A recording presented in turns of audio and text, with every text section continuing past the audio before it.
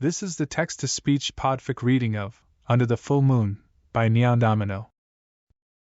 Important items to note. Sirius's language of starish is Latin. You'll hear the Latin pronunciation first in a slightly deeper pitch with the English translation directly following. Remus's language of moonspeak is in English, so no translations will apply. Under the Full Moon.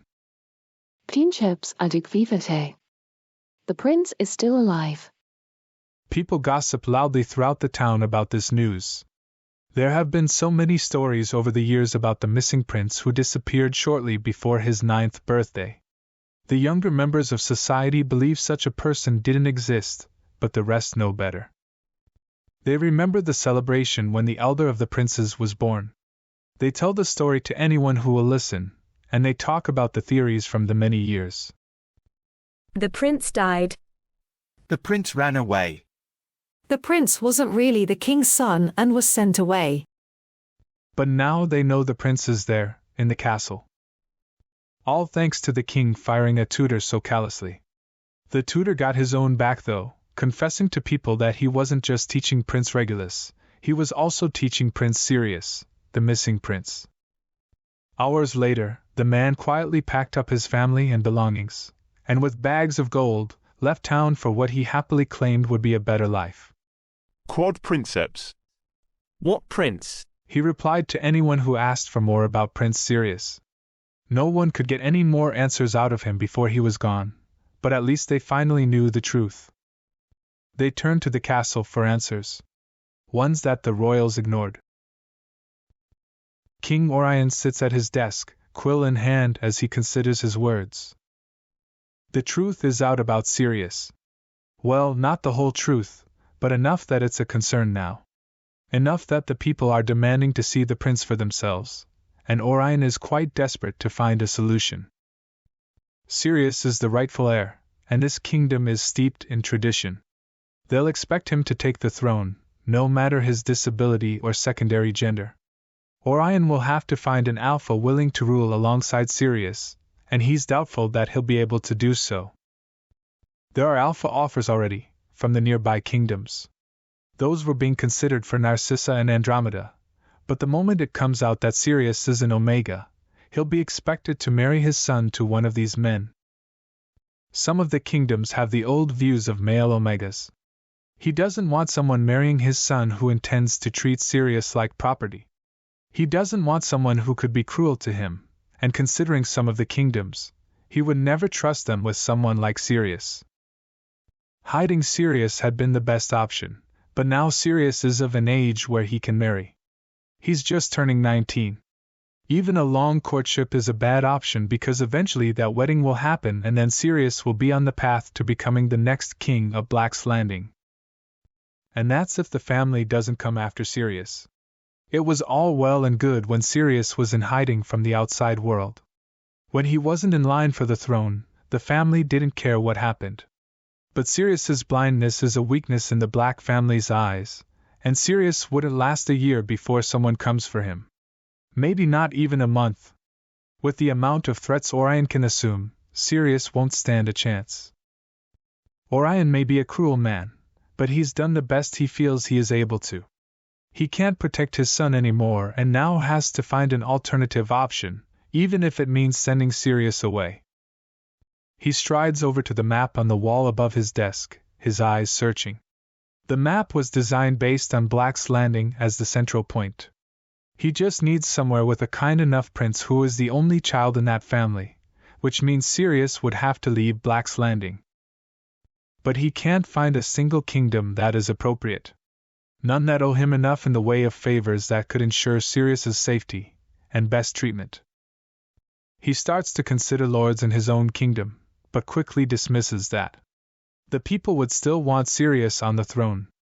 Another kingdom, perhaps? He looks over all of the ones he has dealings with once more, in hopes he's missed something. There's no luck. He slams his hand down onto the desk. There has to be a solution. There is always a solution. It's getting late and he needs to sort this now, before bed. As he lifts his hand, a piece of paper falls to the floor and he snatches it up. He's about to throw it back onto the desk, but realizes what this is. Months ago, the Kingdom of Moonstone sent a request to trade between the kingdoms. Orion sent someone to do a report of Moonstone, and that's what is in his hand. The Queen, a kind woman whose people adore her, and a prince who hasn't picked an Omega yet. Both loved very much. A kingdom that is very desperate for a trade route between them. Sirius is a handsome man, and the prince has scars running down his face. Perhaps that has scared him off searching for an Omega. Someone blind won't notice the scars. It's perfect. He'll make an offer they can't afford to refuse. The country has some good items to trade in, but those are things Orion can already get elsewhere, with the exception of about 2 or 3 things. But it was never worth setting up that route for so little. But if he changes what he trades elsewhere, he can offer Moonstone a wonderful agreement that'll outline the next 10 years. He can offer a substantial dowry to Moonstone for Sirius. That'll allow them to make any changes that Sirius needs to the castle, which shouldn't even dent the large fortune he's intending to offer. He writes the letter. He outlines very clearly his Omega son's need to marry to someone who will treat him kindly.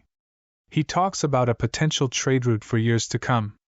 He's sure that the family will understand what needs to happen in order for this trade route to progress. He writes near the bottom they will be following this letter by 2 days. It gives the family 2 days to prepare. Orion would give a little longer, but he doesn't have that sort of time. He needs Sirius gone immediately, and 2 days is still a day longer than he'd like. The letter is put on a ship to leave that evening, along with some crates of the finest items that Black's Landing has to offer, so that the royals have his favorite wine to offer him, and have time to sample the things they can trade with Black's Landing for. Orion will let his own kingdom see him bring Sirius away and return without him, before they can get ideas on having Sirius on the throne. Sirius will go there and be married as soon as possible and hopefully be safe and alive. Orion wants his son to survive. He may not be a good man or kind man, but he does love his son. He doesn't tell Sirius about this plan. He merely mentions at dinner that he has a new trade route to set up, and has decided to bring Sirius with him, now that people are aware that he's alive. He tells his family that it would ease the public's troubles if they were to see Sirius, however briefly. Otherwise they'll be in for a difficult time. He gives his wife no room to argue. He orders the best in the way of clothes for Sirius, and packs his son's belongings himself. The castle is so utterly lonely. Sirius hates it. But sometimes it's not so awful.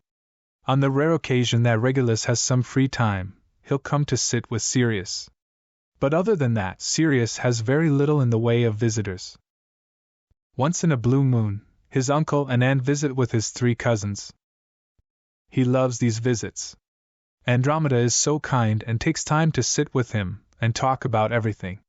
She goes for walks in the garden with him, and he feels at ease with her. Narcissa is kind enough, but more reserved around him. Bellatrix, well, Sirius finds a lot more stools in the middle of the room when she's at the castle. More things moved around. He both loves and hates the visits, but at least he has Andromeda who helps him search for his belongings, and moves things out of his path, though the cackling laughter of Bellatrix when he falls over yet another thing she's kicked into his path hurts too much.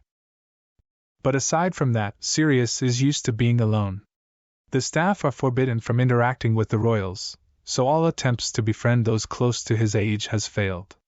Their answers are brief, polite but distant, and Sirius has long given up on trying to have a conversation with any of them. But his father suddenly flips his world on its axis by announcing that they're taking a trip. He's equal parts excited and afraid because he's not taken a trip in the longest of times. But there's no room for questions because no one is to talk during dinner, and his father is busy until then. His brother hugs him before they leave and Sirius hugs him back. He's going to miss Regulus but assures his brother he'll be back soon. There are no goodbyes between him and his mother. Part of Sirius hoped his mother would offer a kind word his way. She says nothing. Sirius isn't even sure she's there to see them off. The castle gates are shut as he's led outside of the front of the large castle. Regulus helps guide him down because it's been years since he's walked out of these doors. His brother murmurs directions and the way into the carriage, and they say goodbye again. A second hug and Sirius gets the idea that Regulus thinks something is amiss, but Sirius is hopeful that everything is fine. It doesn't take long for the carriage to begin to move. There's a groan and grind as the gates open, and he clutches at the velvety material of the coach as he hears the people as they pass. He's not been around other people in a long time, and this serves to remind him that he's going to be around many others. He's scared. It's more terrifying the longer they go, but he won't anger his father. Instead, he allows a guard to guide him to the ship, though his steps are unsteady as the wood creaks underneath. He reaches out for a handrail, but there's nothing to help him onto the ship. So he takes small steps, and when he reaches the end of the wide plank, a hand grabs his, helping him step down onto the ship itself. He hears people following and he shifts to the side, out of the way.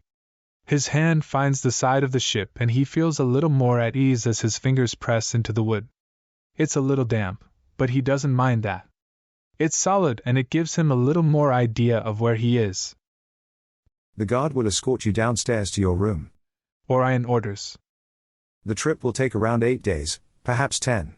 You will be familiarized with the ship later on today, and we shall be eating dinner on the top deck in about an hour as people are gathering to see you, and to see us off. Someone will fetch you when it's time. Sirius nods. The guard's fingers wrap around his arm and he allows himself to be led towards some stairs. He starts down, counting as he does so. He finds a handrail. He grips it tightly. The ship is pushed slightly as the water around it moves, and Sirius doesn't like feeling off balance like this. He's guided through the ship to some rooms near what he assumes to be the back of the ship.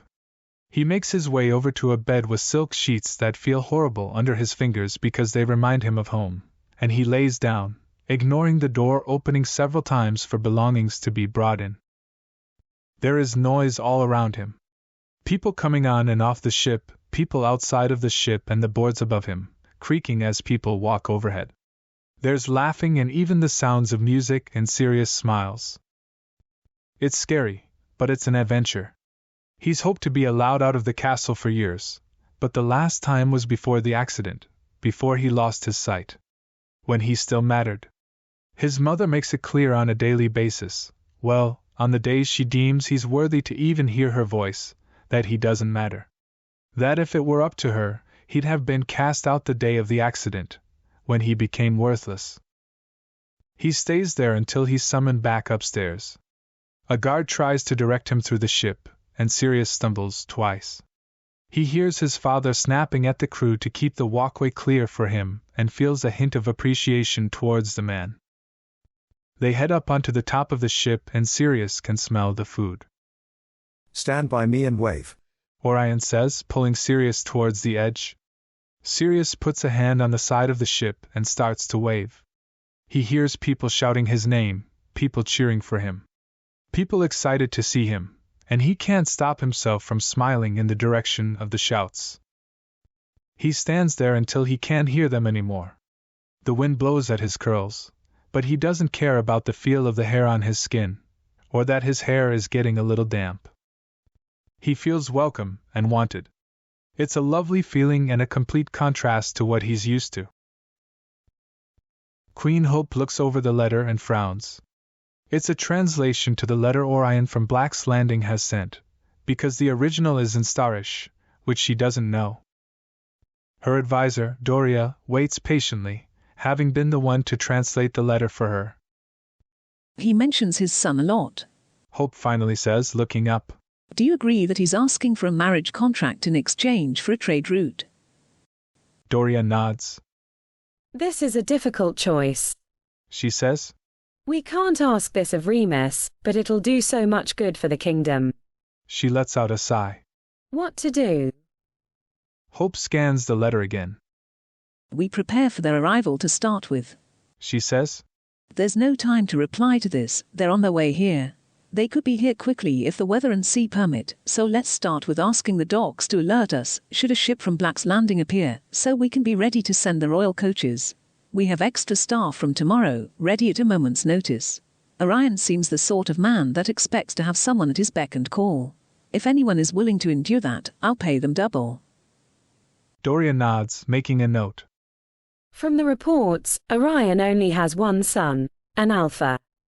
We need to consider what will happen once he arrives. He kept this son a secret, but why?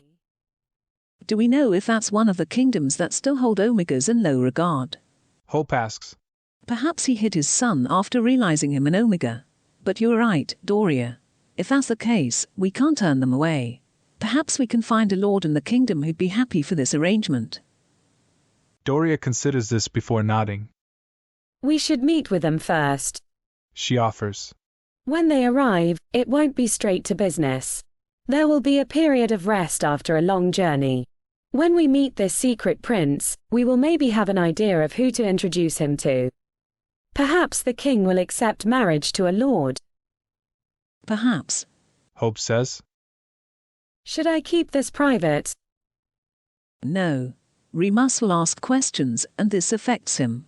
I'll speak to him about this in the morning. Hope insists. But he'll be aware that he's not required to take on the duty of marrying someone just to secure a trade agreement. I don't want to force that upon him. What if he never finds someone? Doria asks. Hope sighs. That's Remus's choice. She tells her friend. James is second in line for the throne. Though I'd love to be a grandmother, as long as someone who cares for the people takes the throne, that's all we can hope for. Remus will make an excellent king. As would James. Hope says. And whoever takes the throne will have an excellent and trusted advisor in the other. They both read over the letter once more. Doria reading the original, and Hope reading the translation. Hope had previously assumed that the King of Black's Landing had decided to refuse the trade request, so the letter has come as a surprise. Now she thinks she understands. They've chosen a kingdom that treats Omegas in high regard. Wanting a child to have a better life is important, which is why they'll try and think up a solution to this issue. I don't like the idea of Remus being alone. Doria adds quietly, as she folds up the letter and sets it on Hope's desk. She reaches for her cup of tea, bringing it to her lips. Neither do I, but I don't want to force him into this relationship. Hope says. But the king picked us, and I feel like it's fate that they're coming here, of all places they could have gone. You see, the king is hinting that he can do trade with us, offer us an excellent trade agreement, but he follows that by mentioning an Omega son he would like to marry off. The intent is clear, he wants an arranged marriage in return for the agreement. Remus reads over the letter as his mother speaks. He can see the indication of that in the words. Of course there are no expectations. Hope continues. Remus glances up. It would appear to be that way. He murmurs. They have nothing to gain from the trade route, not really. But it leaves the question as to why. We suspect that they're one of the kingdoms that still think lowly of Omegas. Hope explains. Our reports of Black's Landing state that they only have one son, an alpha. So this son has been hidden away. I wanted to know your thoughts on the matter before they arrive. I will consider the offer. Remus says after some pause. Depending on his reaction to me, and mine to him. But failing that. He shakes his head softly. I don't think I can marry if it doesn't feel right, I'm sorry. That's okay. I don't expect that. But if you don't have any connection, we'll consider what lords will be suitable. Perhaps hold a small ball once they've arrived and settled. If this Omega is being kept secret, hidden away, well, that's not the life anyone deserves. We can maybe still help him find a happy marriage here, because Orion could approach a kingdom that is less kind after this. We can plan after meeting him. When will he arrive? Remus asks. It could be any day, depending on weather and the sea. Hope confirms. We have no way of knowing that the letter came straight here or if there was any delay. So we've sent word to the docks. Things are being prepared in case they do arrive today. I'll start considering what other lords there are. Remus says. Let me know if there's anything I can do to set up. There's a lot of music and singing as the days pass by. Sirius is certain that his father hates it, but he finds his way to the top deck, fingers clenched around the damp wood, wind blowing through his mess of curls as he listens. He doesn't know these songs, but he's starting to learn the words. He hears the sound of feet tapping, moving in tune to the music, and guesses people are dancing. He hangs back by the stairs, not wanting to move closer to this. He knows his assigned guard is close by. He tries to remember every little detail of the journey so he can tell Regulus when he returns home. That's the only thing missing, his brother at his side. If he goes home. The thought returns once more, and he tries to push it aside. He doesn't go outside that often. Sometimes he's permitted to walk in the garden, once the majority of the staff have left for the day, that is. He likes feeling the breeze against his skin, smelling flowers and fruit from the orchard. The crunch of leaves, though it's a little more rare because his mother hates leaves on the path. Sirius loves them though. Yet this is so vastly different. There seems to be water in the wind, dampening his skin and hair. The atmosphere is different too, happy and joyful. He sings the words that he does know along with the others, and he hears a boom overhead. He grabs the rail, afraid now, uncertain. Were they being shot at? The guard helps him back to his room, assuring him that it's just thunder. He leaves Sirius in there, and Sirius tries to block out the sound, terrified. Rain hits the small cabin window, and he hears shouting and running above, and part of him is certain that they're being attacked. He's sure he feels the ship reacting to the sounds. He puts his hand on the wood, trying to find out if it's real or if he's panicking so much that he's just linking the movements and sounds as being connected when they're not. The running dies down, but the thunder doesn't stop for hours. He's just falling asleep from exhaustion when he hears shouts above that the kingdom is within sight, and it's half a day's journey. Feeling safer now that they are closer to land, Sirius finally lets his eyes close. He wants to rest a little before arriving there. He wants to be relaxed.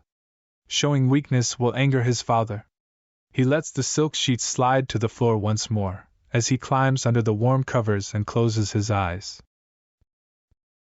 Everything about this journey scares him. The carriage isn't what he's used to, the smells, the happy chatter of the people loading their luggage from the ship onto the back of the carriage. The silence between him and his father, that, however, is something he's very used to. Nos nunc venetunt Sirius. Vos postulo facete etiamic. Valeat genus. Monstrate non infirma. Sirius tu, purpor se res morte velis esse beatiord. We have now arrived, Sirius. You need to do well here. Be strong, kind. Show them you are not weak. Do you? Sirius, I think things could be more. You'd be happier. His father seems at a loss for words, and Sirius isn't used to this. His father doesn't trail off, because Orion Black always knows what to say. He nods, assuming that Orion has lost the ability to talk properly to him. It's so very rare that they're alone with each other, and Orion may not know the best way to have a conversation with his eldest son. Sirius appreciates that his father is trying. Before he can consider his answer, the coach pulls to a stop and the door opens. Venite Sirius. Come, Sirius. Sirius follows his father out of the coach, remembering it was 2 steps into it. His father grasps his arm and leads him towards the castle. Welcome to Castle Moonstone. We are privileged to have you stay with us. I am Queen Hope of Moonstone, and this is my Captain of Guard, Charles Potter. A man's voice follows the words that Sirius can understand. Gratam castrum Moonstone. Non ses etam quam precipua partefaciunt maneat vorbiscum in nobis. Ego regine hope autem Moonstone, et dux meus, equitumque Charles Potter. Sirius tries to memorize those names and voices. He's going to do what his father said and do his very best. Show his worth. His father leads him forward at a quick pace, and he can only trust his father won't allow him to fall or trip, because that would be embarrassing, and they stop suddenly, his father's fingers wrapped around his arm. Ego sum in accursum adventus tui abiati. Tibi gratius ago pro nobis efflagitator a domus tua.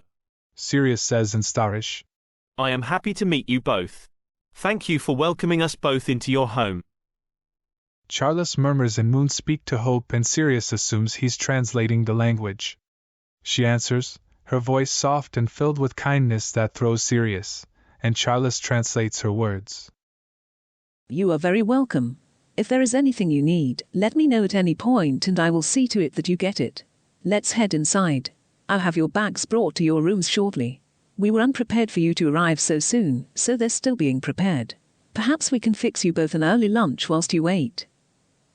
Orion answers in Moonspeak, and there's a brief conversation before he leads them inside. He's led to a table and his father tells him where to sit. A plate is put in front of him, and Charles murmurs what's on the plate. Lunch is brief, and Sirius quickly gets led to his room by his father. Te respicete fessis. Ego certe datutos nos talamum quiete seque ante prandium. Te potest somnus et vultus vestri optimus. You look tired. I have informed them that we'll retire to our rooms to rest before dinner. Sleep so you can look your best. With that, his father leaves, and Sirius has to feel his way around the room carefully, before finding a bed to lay down on. Thankfully there is nothing for him to fall over. Hope paces the study after the king and his son head to their rooms, and she's furious. Remus rarely sees his mother like this. In fact, the last time was when a woman approached the queen out of fear for her son's safety, when a lord's son had taken over their bit of land and had beat her son for doing his job poorly. Hope had been furious at the idea of one of her people being treated that way and had immediately intervened. What's happened? Remus asks. The prince. We had it wrong, Remus. Well, we don't know if the Omega status had anything to do with it, but that wasn't why he was hidden away. He's blind.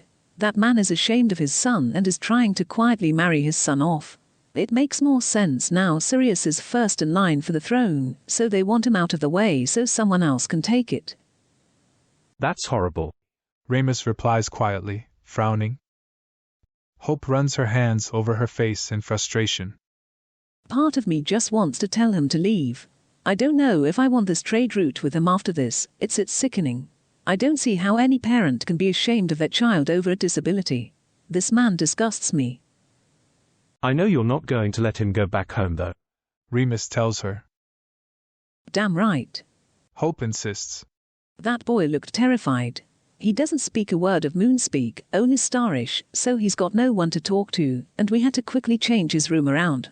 He has a bedroom on the first floor. Not to the standard as his original room, but easier to navigate. If we refuse this trade route, Orion may leave with Sirius. If only James was back already, but he's still away with Lily.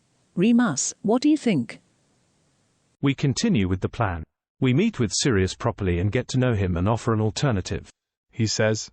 We have this evening to consider it, and can talk business with the king tomorrow. You mentioned earlier that his alpha son is only 17, so the king won't remain long. He'll want to get back and make sure everything there is in order. The next full moon is in a few days. Hope says. That means either we do the wedding under that full moon as tradition states, or they leave until the next one, because I doubt the king will stay for a whole month. Remus sighs. I've got one name. One person who would never treat an Omega, or someone with a disability for that matter, badly. Ted Tonks. I mean, we have other lords that are decent people, but Ted is so kind-hearted and he's quite shy. We don't want to parade Sirius along a line of alphas. I think it's best to make one offer, and I think it should be Ted. Hope nods. Ted is a nice boy. She agrees. We'll discuss this with the king tomorrow. We can send a messenger to the Tonks household tonight with an invitation to the castle tomorrow afternoon, because we'll have to do this all quickly in time for the full moon. Remus smiles. I'll draft the letter now, and we'll send it after dinner tonight. He tells her. I just want to see Sirius and make sure that Ted is right for him. We'll also need to find a translator for him. I'll contact the library in town and also the school to see if they can find another translator. I'll need Doria with me for dealing with the king, and Charles has to get back to commanding the guards. He's going to check if one of them has any knowledge of the language so they can assist. I'll find a way to make him feel at ease until a translator is found. Remus assures her. Maybe Ted knows a little of the language. We can only hope. Hope sighs. I feel too unprepared for this. If Orion had mentioned in his letter, we could have had the room ready sooner. We could have done more. That boy needs kindness, because it's clear he doesn't see it from his father. He's best here with good people who will care for him. As you said before, fate brought them here of all places. Remus tells her. That's right. Hope insists. And these things happen for a reason. Bonum vesperam. Sirius says, sitting down in the chair that the guard led him to. He listens for a reply, in hopes of working out how many people are in the room with him. Good evening. Bonum vespertam. His father repeats. Bonum vesperam. Ego Doria Potter. Pulchra est in accursum adventus tui. Good evening. I am Doria Potter. It is lovely to meet you. There's a murmur between Doria and Hope before Hope speaks.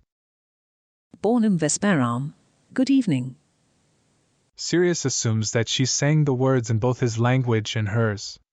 He whispers them back to himself, eager to learn some words in Moonspeak so he can communicate with them better. Good evening. He murmurs. Good evening. She returns to Moonspeak again, which is quickly translated for him. Tonight you will be dining with myself, Lord and Lady Potter, and my son, Remus. He will be here shortly. Sirius gives a nod of his head, uncertain what to say in this circumstance. He never thought he'd meet people other than family, so he's not had time to really consider how to act. Tatsias tibi, he finally offers. He listens as Doria translates the words. Thank you. She tells the queen, and Sirius tries to remember this. He knows it'll take time to learn the language, but even a few words may very well help him on his trip. A moment later, the door opens and shuts again. Footsteps move closer, then suddenly stop. He can feel an anticipation in the room, and it seems to go on forever, though Sirius knows only a few seconds have passed before the footsteps continue. The chair next to him pulls out. He hears whom he assumes is the prince, take a deep breath before letting it out, and a soft voice follows it. I'm Remus Lupin. I'm so glad to meet you. Sirius doesn't know any words except Remus's name. He can gather it's a greeting. Before anyone else can translate, he holds his hand out in the direction of the voice. Sirius Black, he says, wanting his greeting to be clear and unneeding of a translation, because he doesn't want to inconvenience anyone. Remus takes his hand, and for a moment, Sirius assumes he's going to shake it. He doesn't. He brings it up to his face, turning it over so he can sense Sirius's wrist first, before turning it back and placing a gentle kiss on the back of it. Sirius is stunned. He's not sure what to do or how to handle this situation.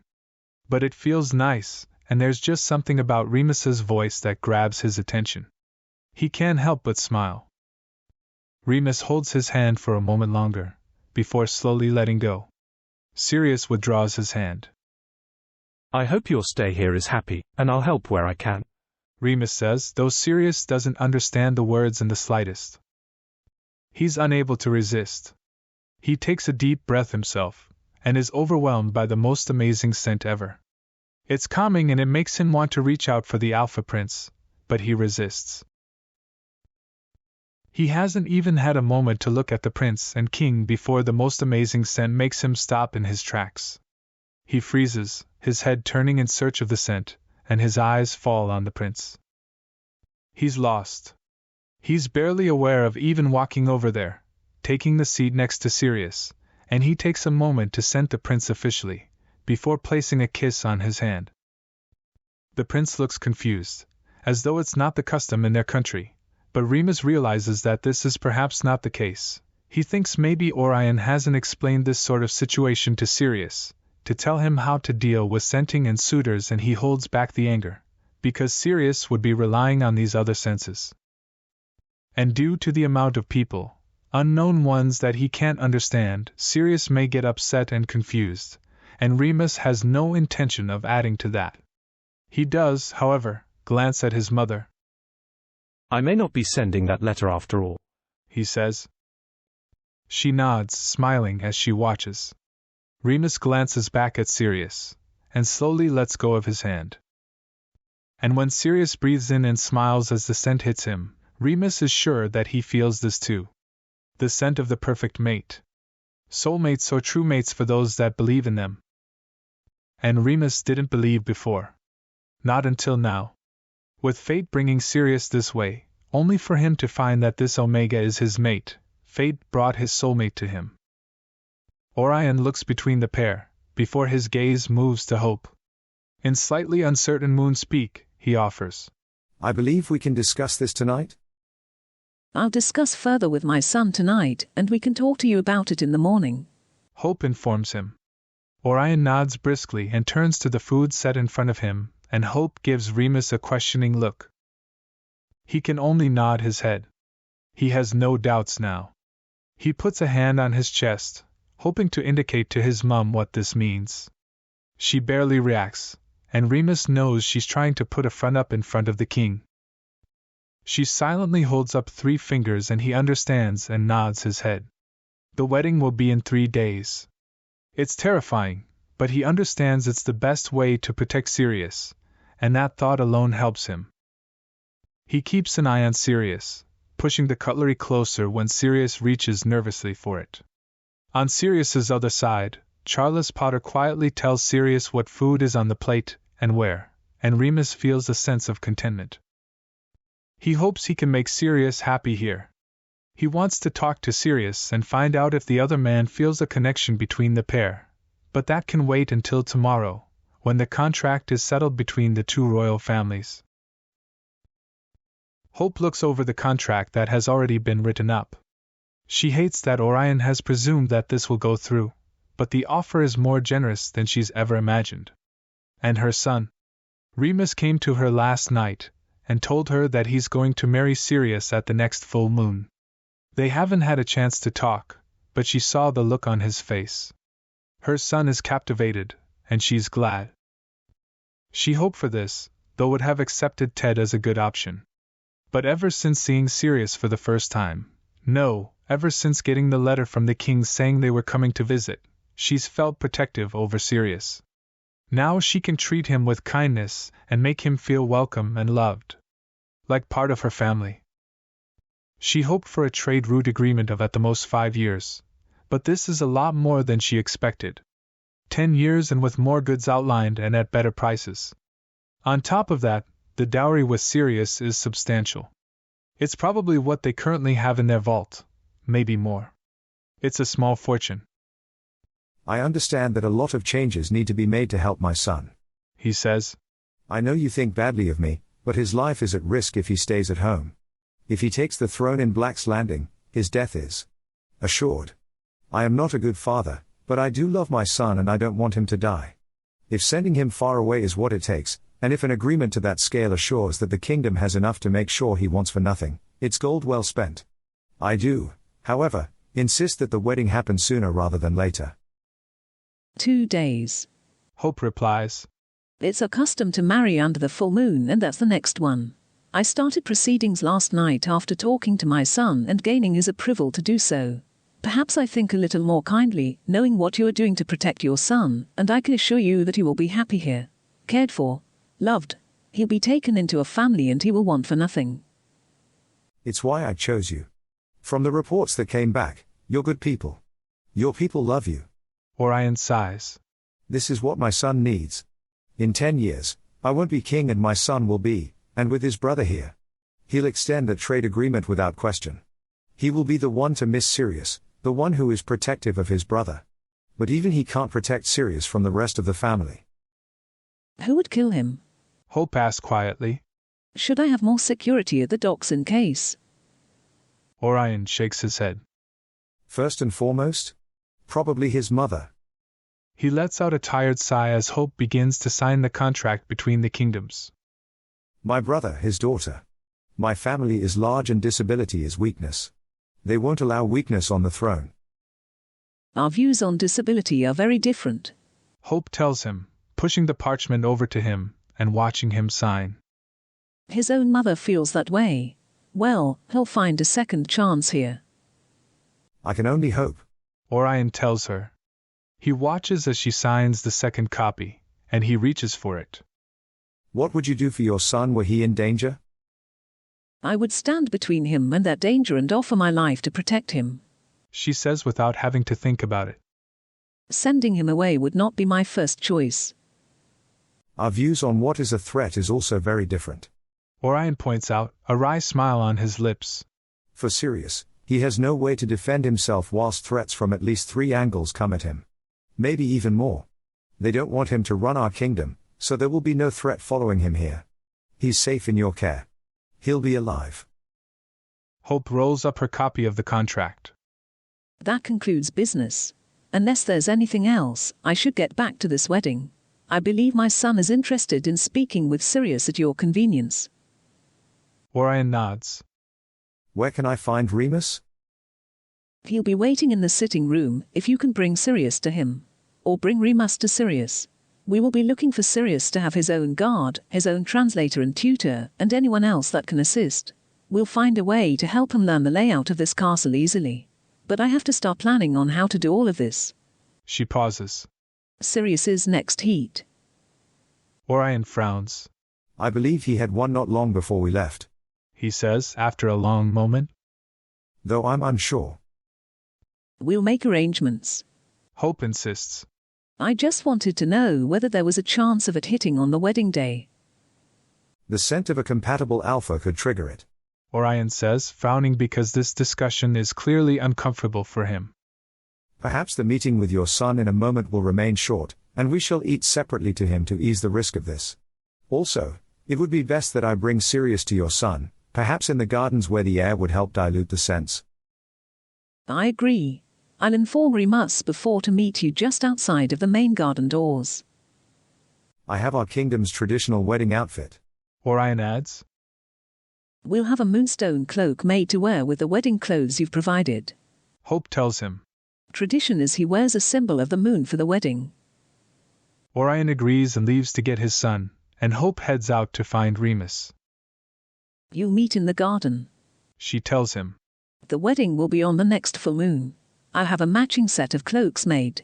Though traditionally, Sirius would be the one to pick the color and you the material, I'm going to reverse that for the circumstances and offer Sirius the chance to pick something that feels comfortable. Remus nods. Where in the gardens? Close to the main doors so Sirius doesn't have to travel far. The outdoors is just to help with the scents. We don't want the unexpected heat to start before the wedding. We need to do this now. Understood. He stands and heads to the garden. I'll translate. We should keep this brief for obvious reasons. The king says, as they take a seat on the bench facing Remus. Remus chose it carefully. The wind will blow Sirius's scent towards him, so Sirius won't catch his. Remus leans a little closer and takes Sirius's hand in his own. Sirius, he murmurs, and Sirius's head turns in his direction. He's stunned once more at the sheer beauty of this man, before he mentally shakes himself. I know this wedding is happening so fast, and it may come as a shock or surprise to you that there's little time. I'm sure your father can inform you of our customs, but I wanted to ask you something. Are you happy with this? Is this what you want? I assure you that I'll do everything in my power to make you happy, to make sure you want for nothing. But do you want to marry me? Orion stares at him for a moment before turning to his son. Uius regni parteque manu vestra sum cortam domino ad propinquantes obligatio valet efficete. Princeps constat ad Remus fecit misericordiam in usortem ducete. Non est hic est qui tibi respondeat et accepit, et tu escetus sum ad modum. Sane placet. Ipse est vigilantes vos. I have offered this kingdom your hand as part of an agreement. Prince Remus has kindly agreed to marry you. He's here to tell you that he's accepted, and I am sure you are very pleased. Of course you are pleased. He is watching you. Orion glances back to Remus, and Remus notices the hint of a smile on Sirius's lips at this. He's comforted. He wants this, but he wants to check with Sirius. I promise we'll do everything to make this feel like your home. Remus continues. Comfortable, all the meals you enjoy. I like being around you and want you to know that I want this too. I feel privileged that I get to spend my life with you. I may not be what you expect, I'm afraid. There are scars that. He trails off. I just a yes to tell me you want this. Orion glances back at his son again. Felicitatis cutat salutis. Orceti tuor perge regardless of affectus, Sirius. Cord facilius esset et ciita dicete. Interpretatio est, yes. He ensures your safety and happiness. This will go ahead regardless of your feelings, Sirius. It would make it easier if you were to say yes to him. The translation is yes. Sirius nods slightly. Yes. He says softly. Yes. The second time is more certain. Remus smiles and brings the hand to his lips, overjoyed. He places a kiss to the back of Sirius's hand again, watching a smile play on his lips. I must attend to things before the wedding. The next time I see you, it'll be the full moon and we'll be married. Oh, and you'll need to choose the cloak material, but that will be later, and my mum can provide more information. He's aware he's babbling now, but he's so happy, excited. Orion smiles slightly. Et attendendum est ad nuptias. Sicetit in duobus diebus. Eligete vestimenta sua ad matetia postea quando conversa fuetit ad te odie. He must attend to the wedding. It will be in 2 days. Cloaks will be brought to you to choose the material later today. Sirius holds his emotions in until he's in his room, and that's when he allows the utter panic to flow out of him in waves. He grips the silk sheets in his hands, hating the feel of the material between his fingers, but feeling the need for something familiar. The silk is a reminder of home, and he clings to it, the touch oddly soothing. The touch so familiar. His father has planned this, it's why he brought Sirius along. To marry him off. Sirius will never see his brother again. His father has already mentioned the robes he's brought for Sirius to wear. Sirius's personal belongings. But he puts on a front, and he smiles when the materials are brought to him, and he feels measurements being taken. He stays calm. He manages to somehow eat, but he breaks down again, when alone in his room that evening. He's terrified. The air is chilly and Remus is glad for the cloaks. Sirius is stunning wearing the one that's been made for him. The cloaks are made to be stitched together as a blanket for their shared bed. Though Remus has insisted that they have joined rooms for now, with a door between the rooms until they're ready for this marriage to take that turn. He doesn't have expectations. He's happy to wait until Sirius is ready. Orion moves Sirius until the Omega is standing facing him. He moves to stand as part of the circle around them as the moon priest starts to speak. They stand in the light of the full moon, in a spot in the kingdom where that light always appears to be much brighter than anywhere else. That spot is the middle of the town square, where they hold every celebration and festival. Ceremonies happen in that glow because it's believed to bring luck. It's believed to be magic. The ground is a large mosaic to indicate the blessed circle. Remus is lucky because Sirius is marrying him. He reaches and takes Sirius's hands in his own. The first circle is small. The close families of the pair.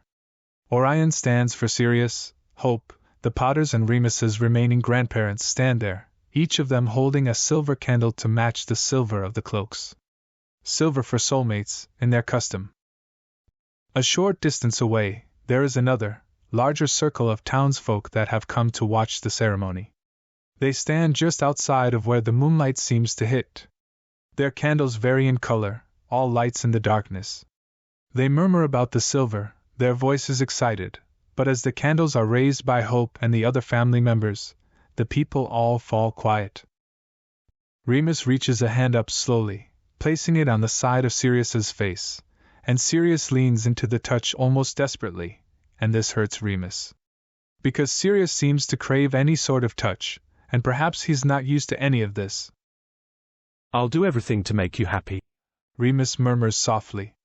Though Sirius doesn't understand, Sirius's head turns and his lips brush Remus's hand as a gentle kiss.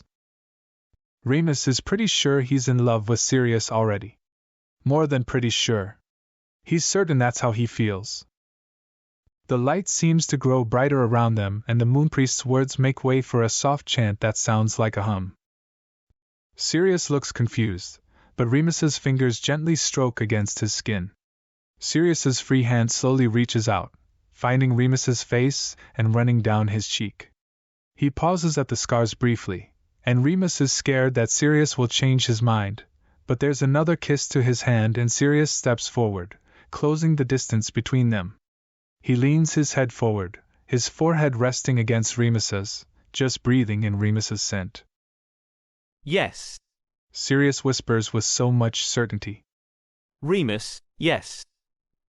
It's a start. Yes. Remus answers. Sirius's hand remains on his face, and he's sure he feels the warmth from this spot. No wonder people do this here. He understands now. Sirius's body shifts closer still, and the chanting stops, and the ceremony carries on. If we kiss in the warmth of the moon, it's a blessing to our marriage. Remus murmurs softly. James is closest. He steps from the circle and translates the words. Everyone surrounds us with candles. Your father, my family, the people from the kingdom. Remus adds, with James translating. When we kiss, this marriage is final. Sirius nods as James translates. He leans in closer to Remus, looking nervous. He moves his head again, as though he's not certain on what he's doing, and Remus tilts his own head, closing the distance. Remus has never kissed anyone before, and he's not disappointed. Sirius's hand slides to Remus's neck and Remus buries his hand into the loose curls hanging around Sirius's shoulders. The kiss only lasts a moment, but Remus isn't going to forget the feel of Sirius's lips on his own. That soft touch was the most amazing moment of his life, and he hopes that he can feel that again and again from now until they're two very old people, like the elderly he sees around town, walking hand in hand. He wants that. He wants a lifetime with Sirius. The union is announced in words either of them know. Part of the language that had been lost many years ago, but still important to the ceremony. The kingdom put out their own candles, and our smaller circle of family members offer one to us to sit in our rooms. Remus explains, with James echoing the words in Starish. Hope steps forward decidedly, and Remus raises his eyebrows for a moment, but understands. In a wedding between an Omega and Alpha, it would be the mother of the Omega that offers a candle. Failing that, the father or another close family member. By Hope stepping forward, she's showing her kingdom what Sirius means to her already. That she's accepting the role as his mother. She places the lit candle carefully into their joined hands and steps back. Blow the candle out together, James murmurs before translating. He starts counting to Sirius, whilst holding up fingers to Remus to indicate what number he's on. Remus watches his fingers. 3, 2, 1. He blows, as does Sirius. As the flame goes out, all the others flicker and do the same, and the light of the moon seems to intensify for just a moment, before returning to normal. But Remus is sure he feels something tying him and Sirius together. Hope comes back to take the candle, handling it as though it's the most precious item in existence, and Remus takes Sirius's hand. Rings, James murmurs in each language. Remus reaches to the small table that the moon priest has been resting his book on. He reaches for the rings that have now been blessed by the moonlight, and he places one in Sirius's palm, before sliding one onto Sirius's finger. Sirius follows suit, and though Remus is eager to explain that part of the ceremony, he doesn't want to do too much talking. They have their whole life to talk about the customs and their wedding. Sirius finds a ring pressed into his hand, and one slipped on his finger. He does the same. He's not scared anymore. Standing hand in hand with Remus, he felt safe. This time he said yes, because he chose to of his own accord. He could feel the moon on his skin, he could almost see the light it offered.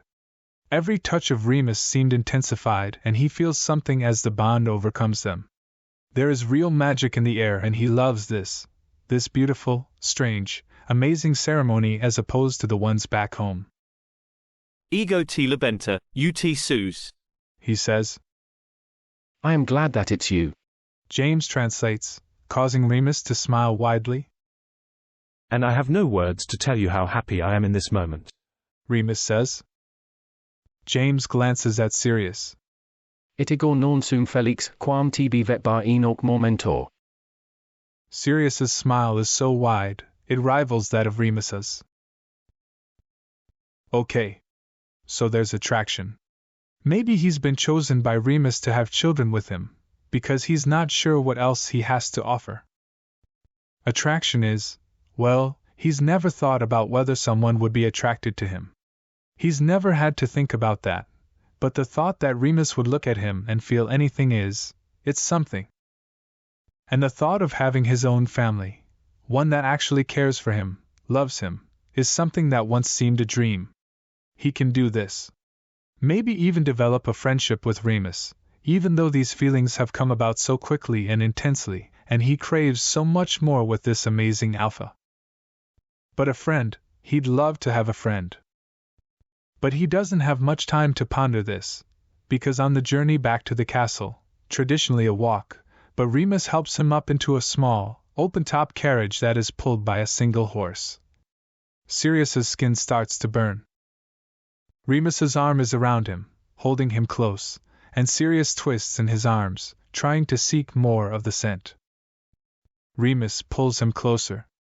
We'll be back at the castle soon, he murmurs, taking in the change of scent. Sirius doesn't understand, but the sound is comforting as he buries his nose into Remus's neck. Remus presses a kiss against his cheek and sighs softly. It sounds happy to Sirius, and he can't help but feel that happiness himself. He's completely terrified, but maybe this will be happy. Maybe he won't be so lonely. He's nervous to spend his heat with Remus, but also filled with anticipation. His husband. As the heat hits, and over the next few days, he asks for Remus, but Remus doesn't come. Sirius is completely confused. He can't understand why Remus doesn't join him. Why is he even there? Nothing makes sense. Remus doesn't get to see much of his husband over the first week of the marriage. The ceremony was taxing in itself, having brought on Sirius's heat, meaning Remus had to stay away from the room. He reminds himself that he'll have time in the future to be with Sirius during the heat, and not to try and rush things right now. So he throws himself into his duties. He starts interviewing translators and tutors for Sirius. He speaks to Charles about a private guard. He looks for someone to teach him Sirius's language, so they can communicate. He tries to get a feel of what to do around the castle. On top of all that, he has his normal duties to attend to. He's called to deal with duties in the day following the heat, and the day after that, though he insists he needs time with Sirius. He tells everyone he needs a few days to devote to his new partner. But urgent things happen, things need to be reviewed and signed, and Remus feels frustrated, trying to rush so he can be with Sirius. On the last day of work, however, he's overseeing something in the garden and having a discussion with the gardener about rearranging the benches, when Charles comes striding out. Sirius has disappeared, he says, looking worried. Your mother went to find him for dinner and he's not in the sitting room, he's not in his own room either. Remus excuses himself from the gardener. How long ago? 20 minutes. We've taken a quick look around. His guard? The guard wasn't in the sitting room when we went in. Perhaps he needed something and the guard is helping. Remus guesses, though he's still worried. They approach the sitting room, in hopes that Sirius has returned, but the guard walks in a moment later, looking between them, before a guilty expression crosses his face. Where have you been? Remus asks. The toilet, the guard says. The prince is missing, Charles replies, eyes narrowed and arms crossing in front of him. I don't believe that. Again, where were you all of this time? The guard lets out a breath. I was in the kitchens visiting one of the girls, he admits. She has a break around this time and the prince was resting, his eyes were closed. I thought he'd still be here. I imagine you need more training on how to guard someone. He snaps. Go around the castle and find whichever staff are here and inform them that we're looking for Sirius. Tell them to check the kitchens, all of the back of the castle and the top floor. Report immediately back to me. I'll be searching the front courtyard. Understood? Yes, Captain. The man says.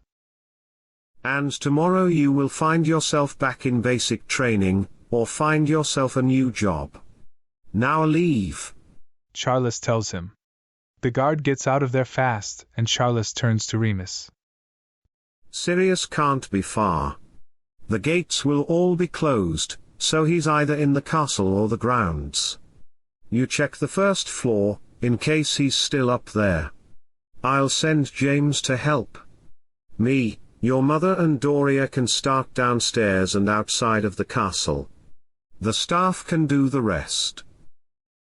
Remus nods his head. He rushes into the hallway and towards the staircase. As he runs up, he hears James calling his name. Remus, what's the hurry? Sirius's guard left his post, now we can't find Sirius. Remus says.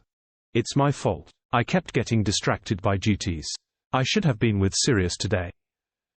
His father should have stuck around to help him adjust. James replies.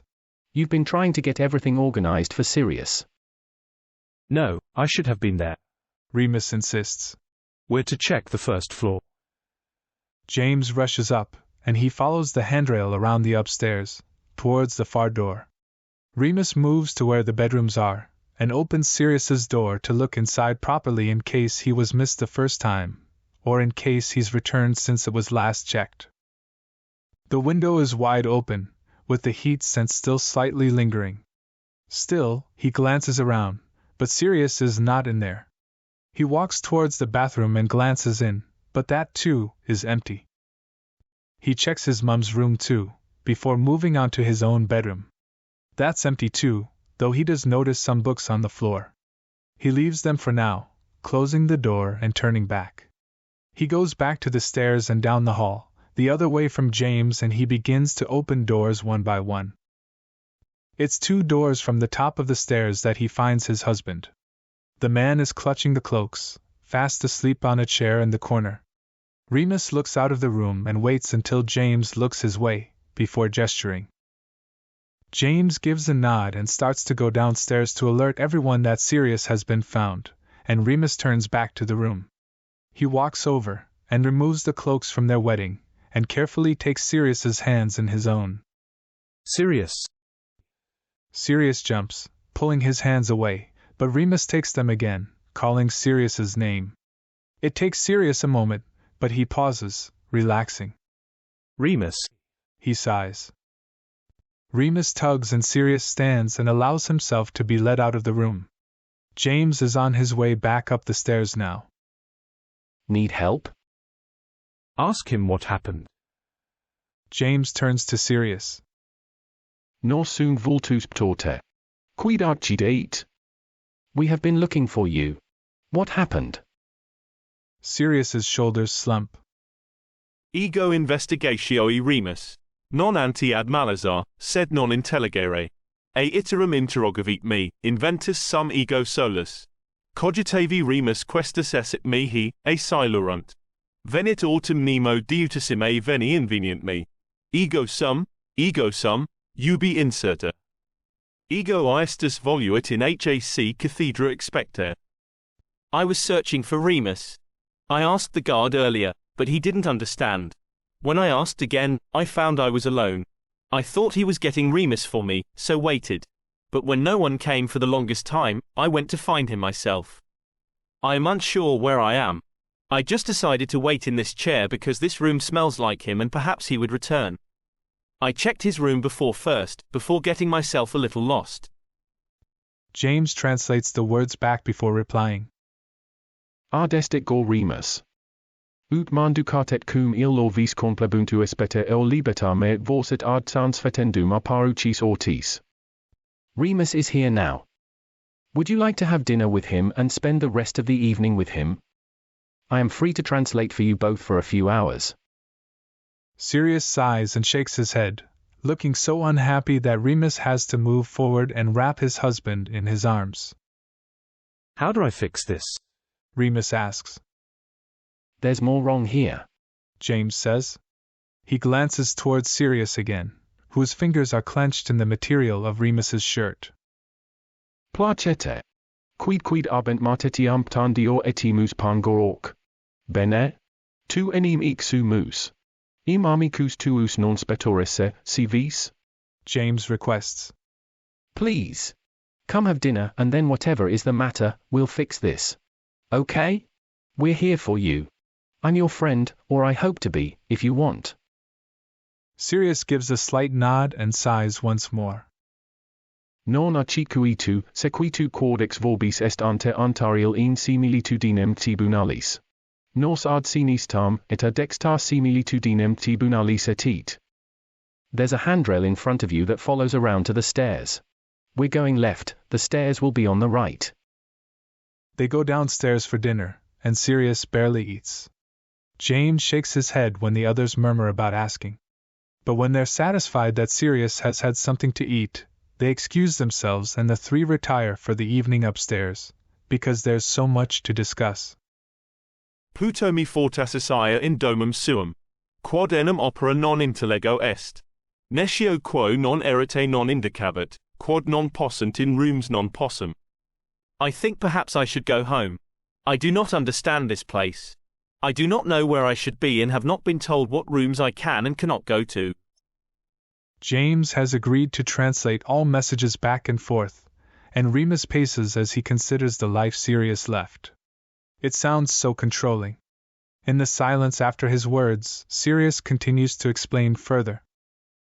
Eduxit me ad patrum esse sine arbitrium. Intellexi autem quod venesit nuptias velum hic cum Remus.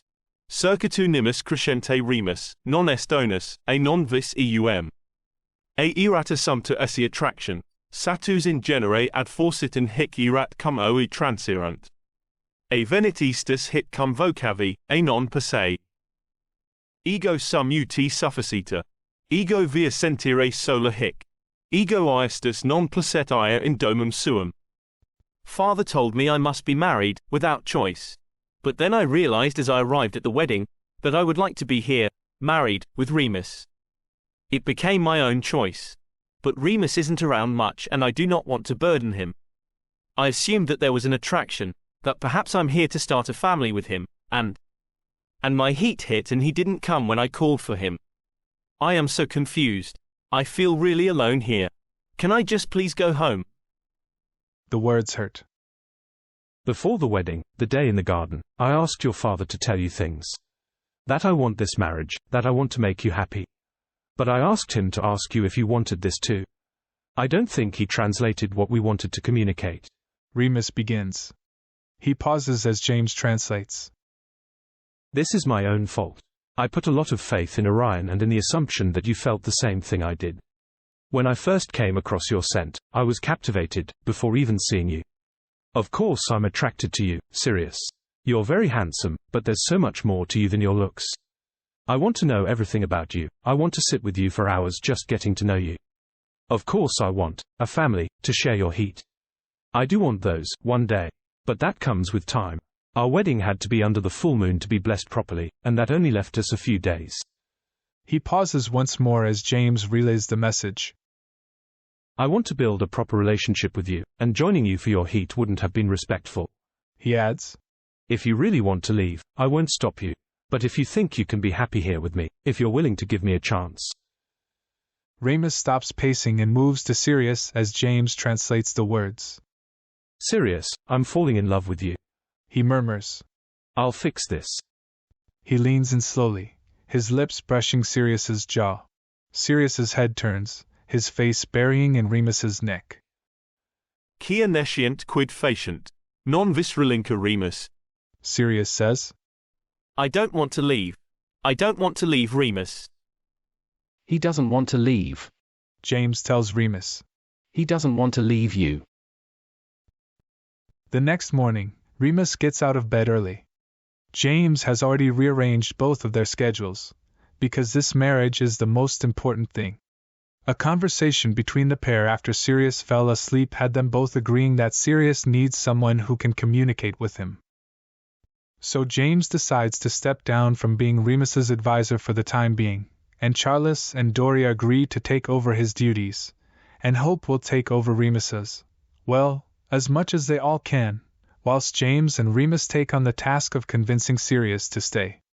Of making the castle feel like a home to him. Of making him feel a part of the family, loved, cared for, important. We have the entire dowry, Remus says. We need to make it so Sirius can find his way around the castle properly. So he can find his way if he makes a wrong turn. He needs to feel safe. I know we'll barely dent the money, but it's good to know that cost is not a concern. Everything we can do to help, we do it. Directions he can feel rather than need visual on, James muses. Braille, Remus suggests. We could have the room names on each door handle, so Sirius will be able to know a room before going inside of it. Yes, that would work, James tells him. We need to take time each day to show him around the castle and get him used to the layout too. It'll be easier once we have the names on the doors. Thicker carpets running through the hallways. He'll know if there's a way to walk if there's a path. Scents. Your mum likes her flowers and scents. Perhaps we allocate certain scents to certain parts of the castle? It'll help Sirius realize if he's going in the wrong direction. Okay, these are a start. Remus agrees. Adjusting to where everything is will take a while. Communication is next. You should start lessons to learn Sirius's language too. Show him that is important enough to you for you to take the time to learn it. That way, you can communicate a little with him, as well as Sirius trying to learn for you. I can teach you as well as teaching Sirius, James suggests. Remus nods. He needs a new guard. I don't think it'd help having someone follow him around all day, James points out. Maybe guards can just patrol, but doing extra shifts for a while until Sirius knows the layout. He really only needs his own guard when you go to town. I know a guy, Peter. He's friendly and he has a grandmother from Black's Landing, and she speaks a bit of Starish, so he knows a bit himself. Not much, but enough to understand and communicate the basics. I can work on the language with him too. I was talking to the gardener yesterday. I wanted a private garden set up for Sirius. As you come out of the gardens, I wanted a nice spot for Sirius to be able to sit. There are railings on the left that Sirius can follow to the area, and he'll be able to make his own way back inside. I don't want Sirius to have to ask to be able to do things like go for a walk. Maybe extend that. Change the path that runs through the garden to something that you'd feel underfoot. Something for Sirius to follow. Maybe something to indicate that there are benches nearby? James suggests. If we do a symmetrical pattern, each path eventually leads to somewhere to sit down. Maybe some wind chimes towards the castle that'll help him know which way is back to the doors. I think the set of rooms we have isn't suitable, he finally adds. Though there aren't many rooms that are joined together like ours. Should we remodel one of the rooms to suit? I think the room is fine. Sirius can manage stairs, and will feel more comfortable when he knows where he is, James says. Better go up and check on him now, breakfast will be ready soon. I think we need to discuss things for Sirius to do so he's not sitting around waiting for one of us to be free to spend time with him. Good idea. Bonham Maine. Good morning. Sirius's eyes open properly at the sound of Remus's voice. Remus? He feels a weight on the side of the bed, near his legs. Sirius, Remus murmurs. Sirius feels around the bed, trying to work out how close he is to the edge, before shifting over. He pats the bed next to him hopefully. After his admittance yesterday, he could hear how upset, how hurt Remus was that Sirius wanted to leave. He sounded devastated, and maybe that's helped things, because Sirius feels like he matters, even a little bit. But he matters. Remus truly wants him there. Last night, when Remus excused himself to get them some drinks, James took the opportunity to express some things that Sirius now knows Remus is too shy to express for himself. He told Sirius that he's there because Remus believes them to be soulmates. That Remus was going to refuse the marriage contract until meeting Sirius, and falling for him pretty much straight away. James asks Sirius to trust Remus, so Sirius will do just that, because he likes the idea of having a soulmate, and he's pretty sure he started falling for Remus too. James also taught Sirius the moon speak for soulmate. Sirius has whispered it so many times to himself since learning, loving the way that word feels on his lips. Remus sits on the bed next to him and Sirius shifts, so he's sitting up next to Remus. Remus, soulmates? He rests his hand on Remus's chest, before touching his own. He hopes the word is right. In between falling asleep and waking up, perhaps he's mixed it up. As the pause after his word seems to stretch, he becomes more and more uncertain. Finally, Remus's hand comes to cup his cheek and the weight on the bed shifts, and Remus's lips are inches from his. Yes, soulmates, Remus replies. Sirius smiles. James explained how shy Remus is, and Sirius takes the initiative to close the distance between their lips. They finally make it down to breakfast. Every time Remus tried to get up, Sirius would pull him back into a kiss and Remus was powerless to resist. He didn't even try, just allowed Sirius to kiss him over and over. They finally parted when James knocked on the door for the fourth time, grumbling impatiently about food.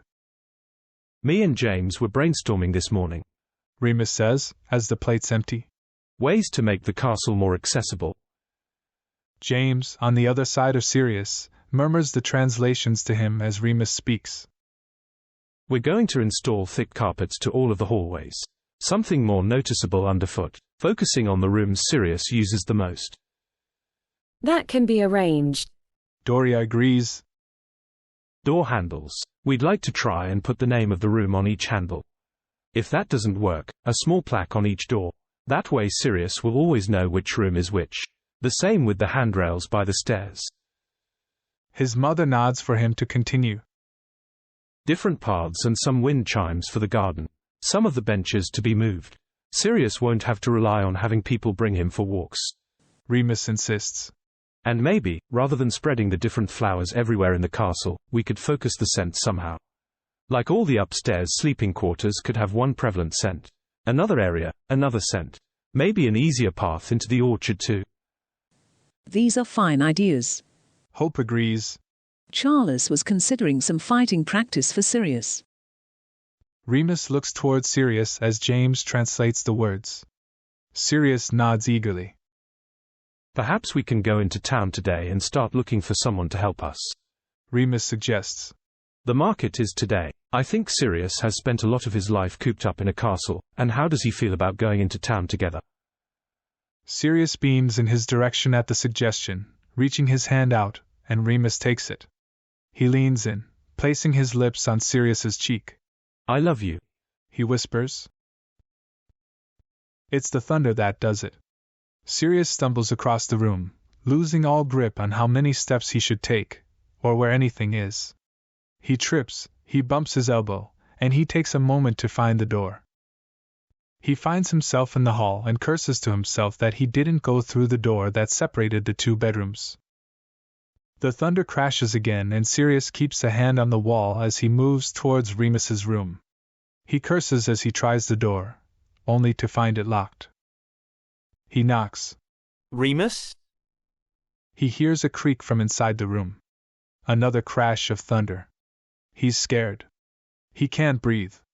The door clicks open and suddenly he's being pulled into Remus's arms. Bed?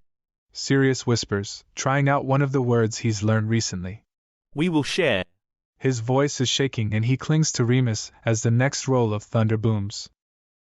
He's quickly led over to the bed, and he settles down, cuddling up against Remus as fingers run through his hair.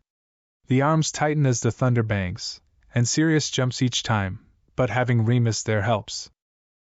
They don't move until the thunder stops. Thank you, Sirius murmurs. He tilts his chin up, hoping Remus realizes he's asking for a kiss. His husband doesn't disappoint, as lips eagerly find his. It's been 3 months, and Sirius is happy. He's still finding his way around the castle, though he's gaining confidence every day that passes. He's able to move around by himself, and is seldom bored. He practices fighting with James, and James is his tutor, teaching him to speak moon speak. He listens in as Remus tries to learn Starish, though his Moony is adorable as he attempts to wrap his lips around the words, pronouncing them wrong so many times before he gets it right. They also go to the market in town on a weekly basis, and he's excited about the upcoming Moonlight Festival in a few days, that Remus has promised to bring him to. He's looking forward to apple picking and picnics in the orchard when the weather gets warmer. Remus has helped him send a letter to Regulus. That'll go with the new trade route that has started. But there's been one barrier left.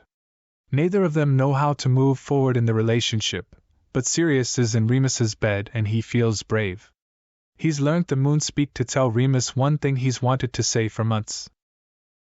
His fingers find the hem of Remus's pajama top, and Sirius's hand starts to push it slowly up, his heart pounding. Sirius, Remus whispers against his lips. Sirius grins. Husband, he whispers back. The top is removed and his fingers touch at the waistband of Remus's bottoms. Moony. He hears a sharp intake of breath. Can I? Remus asks. He touches the bottom of Sirius's top and Sirius nods eagerly. Yes. Sirius has no idea where his clothes are, and doesn't really care. He's exhausted, and he can feel Remus's bare form pressed against him as Remus softly plants kisses across his shoulders. Ti amo, Remus whispers. I love you. Sirius smiles. Remus said the same thing Sirius has wanted to say since his wedding. And I love you too. As they settle down to sleep, Remus can see the candle by the window, shining in the moonlight. This marriage is so completely blessed. Regulus tries not to look impatient as he gets out of the carriage and walks towards the castle. It's been 5 years. He's supposed to wait 10, but he's not waiting any longer to see his brother. He's king now and no one can force him to stay. At his side is Andromeda, his advisor. The person just as desperate to see Sirius as he is. The doors open and a handsome, scarred man steps out at the side of his brother, and Regulus can't help but smile. Sirius. There's a long pause as Sirius frowns. He turns his head towards his husband. A surprise visit to ensure that the trade routes are working well. Remus explains. Perhaps to discuss in person more things that Black's Landing can trade. He's approaching the stairs. Sirius turns back in time for arms to be thrown around him. He holds his brother tightly. Welcome, Regulus, he says. You finally get to meet my family. We'll discuss the trade route tomorrow. You? Regulus finds himself asking. A smile stretches across his face. I knew father was letting you go to waste, if you're organizing trade now. Sirius nods, grinning his way. I'm not just a pretty face, he tells his brother. I'm one of the kings here. I have duties, the same as everyone else. He reaches for Remus's hand and Remus quickly takes it, smiling at Sirius. You have another visitor, Remus adds, noticing Andromeda still standing by the carriage, shock on her face. Sirius turns back towards the carriage, but rain drops down on his skin. He laughs as the drops speed up, running down his face. Inside, he calls. Visit with me inside. Only you could find rain hilarious. Andromeda scolds happily as she walks over. She throws her arms around her cousin. And here I thought I'd have to make plans for you to run away from a horrible marriage. I've been assuming the worst, all these years. Only to find you completely in love. I would say that's not fair, but no one deserves love as much as you. I'm happy. They glance towards the gates as they open again, though Sirius's gaze is turned towards the noise instinctively. More visitors? She asks. Sirius nods. We assumed your carriage was the one we're waiting on today, he admits. A friend, Ted. He'll be here for dinner, but heading home afterwards. You don't mind having more company, I know you've just arrived. Not at all, Andromeda says in perfect moon speak. She's spent 5 years learning the language. She turns back as the carriage door opens. Sirius. Oh, Mia lady, you're getting soaked. An umbrella is quickly held over her head. Allow me. She turns to thank the stranger, but as her eyes meet his, she can't find the words to speak. Your family of Siriuses, Ted says. He reaches for her hand. I'm Lord Tonks. Ted, it's the biggest pleasure of my life, meeting your acquaintance. He brings her hand up to his lips. The corner of her lips turn up. It is certainly a pleasure. I hope to see more of you this trip, as I think I might be staying for a while. Sirius grins. Remus, where are you? Right here. Remus steps out from the doorway. What do you need? You, as always, my love. But also. He nods in the general direction of Andromeda and Ted. How long until the next full moon? Finite. Thanks for listening to this text-to-speech podfic composed by BurningAurora.